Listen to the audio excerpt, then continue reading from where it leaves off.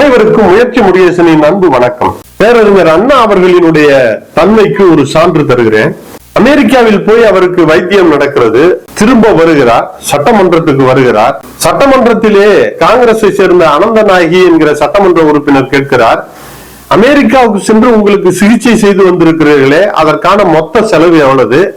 அந்த செலவு தொகையை அரசாங்கம் எப்படி கொடுத்தது, யார் கொடுத்தது என்றெல்லாம் கேள்விகளை எழுப்பினார். அமைதியாக அண்ணா எழுந்து சொன்னார், இது குறித்த பதிலை நான் நாளை தருகிறேன் என்று சொன்னார். காங்கிரஸ் சட்டமன்ற உறுப்பினர்கள் எல்லாம் சிரித்துக் கொண்டார்கள். மறுநாள் சட்டமன்றம் கூடியது. இதே கேள்வி எழுப்பப்பட்டது. அண்ணா எழுந்து இப்பொழுது பதில் சொன்னார்.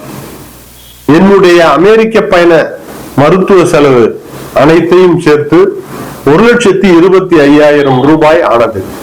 அதற்கான பட்டியலும் இதோ இருக்கிறது. இந்த முழு தொகையையும் செலவு செய்தவர் எம்ஜிஆர் அவர்கள். எம்ஜிஆர் நேற்று சட்டமன்றத்திற்கு வரவில்லை.